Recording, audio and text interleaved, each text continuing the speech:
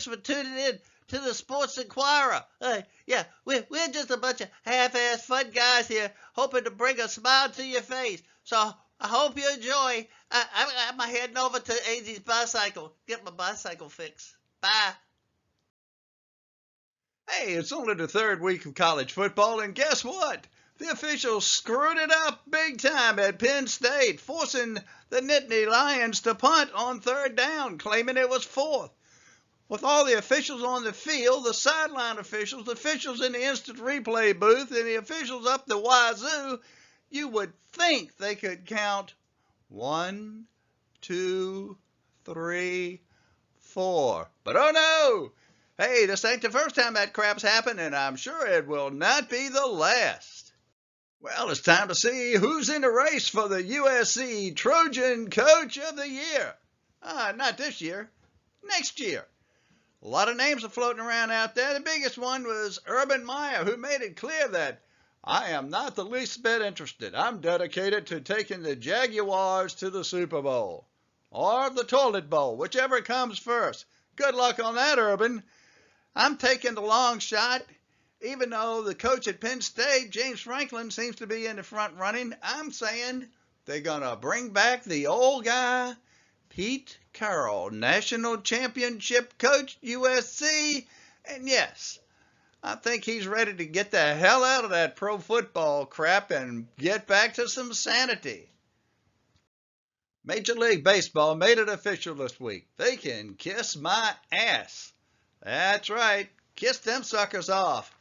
A little town in Minnesota that's one of the several bat manufacturing plants associated with Major League Baseball was told they can kiss off as the doors were closed and Major League Baseball is moving that little bitty business, which will destroy that town's economy. They're moving it to, that's right, ding ding ding ding bong bong ding boom boom ding ding bong bing ding. China, that's right. One more off the list for me to worry about.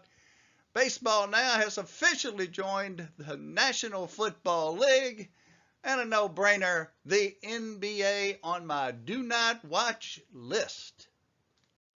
It's early yet, but several names have jumped out in the forefront of which coach will be fired first this year in football. My personal pick is the Florida State University coach. After losing to Jacksonville State, God, Lord have mercy on that one, and then followed that up by losing to Wake Forest, the powerful Demon Deacons. Yep, one more kind of loss like that, or a blowout by even a bigger team, a more highly rated team, and that guy that comes out there on the horse to plant the spear at the 50-yard line might be planting it in Coach Norvell's neck. Yep. The coach at Texas, yeah, I don't think he's kin to the Kardashians, but I think he's on the endangered species his first year after Arkansas smoked their butts. Jimmy Lake up at the University of Washington, well, we know they're all liberal out that way, and ain't no way he's going to go after losing to Eastern Washington, and then, God, looks like cheat against Michigan. Yeah, but he'll get a free pass, that's right. He saw one episode of Roots, so he is qualified for the I get a free year. Ha, ha, ha, ha, ha. LSU coach, I don't know. You always, coach, the best coach in the world still have to have the great players. And I just think this could be where he'll be going. Urban Meyer, if Urban Meyer finishes the year with the Jaguars, I will be shocked. So, those are my picks. Good luck, and let's see, who do you pick? College football rankings have always been a pain in the butt to me. Excuse me. Many years ago, when Joe Pa was at Penn State was ranked number 1. They went out the next week and won. The following week, they're voted down to 2 or 3. I'm thinking, wait a minute. They didn't lose, they won. But apparently they didn't win by enough. Now, what the hell does that mean? If they didn't win by enough to still retain number 1, they should not have been voted number 1 to begin with. Look this past weekend. Where in the world was Oklahoma? I want to say, and I could be wrong, I'm just memory here. Maybe it was ranked 5th, 6th when they played a totally inept, unranked, nothing Nebraska and barely got by, winning by like 10 or less. But then I look in the rankings and they're up to 4th. How the hell did that work? Well, we have the old NCAA to thank for all of this crapola and all of the bookies that use it to take your money, honey. I've never understood this. All of those hypocrites, leftists, liberals, socialites, Antifas, Black Lives Matters, etc., that want to stop football for fear of head injuries. Well, if I thought head injuries were a regular part of the game, I'd say stop football also. But it's a rare thing, especially in today's safety world. Back in the old days, we don't know how many guys got brain damage in the old days because nobody kept track of it. If you got brain damage, they just told you to go to the bar, have a beer, and don't come back. Nowadays, it's a lot more to it. But yet, we turn around and we see these guys, like in the pictures here, that get brutally beaten in a boxing match or this mixed martial arts crap, and nobody's protesting that. They're just throwing them out there to the lions, as they say.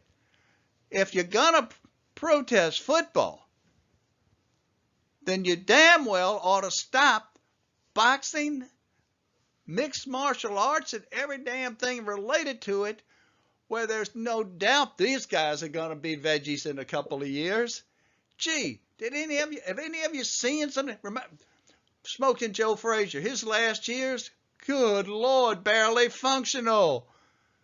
Well, you choose what you want, but if you're going to call it one way, you got to call it the other, Howard. And these people are just full of shit and pick one thing to jump on and close their eyes to the rest. I lost all respect for Coach K in the past 2 years, the result of the Mount Zion fiasco. There can be no doubt in my mind, none, that Zion received $500,000 to play 1 year at Duke. Absolutely, positively, no doubt.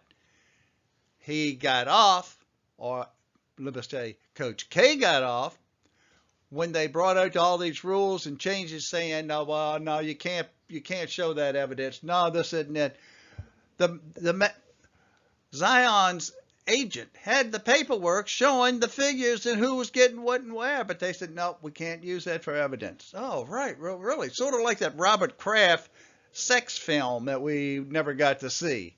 So, Coach K, yeah, I'm glad this will be your upcoming last year, and I won't have to worry about seeing you again because, a disappointment there, buddy. But I guess you were just like the rest of them, greed, and that's the name of the game.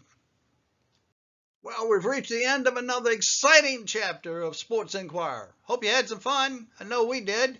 And if you liked what you saw, how about hitting that like button and subscribing button, or subscriber button? What the hell's the same thing? I'm never going to be monetized anyway, so it doesn't matter. Hope you have a great day, nice time, and remember, peace, love, and rock and roll!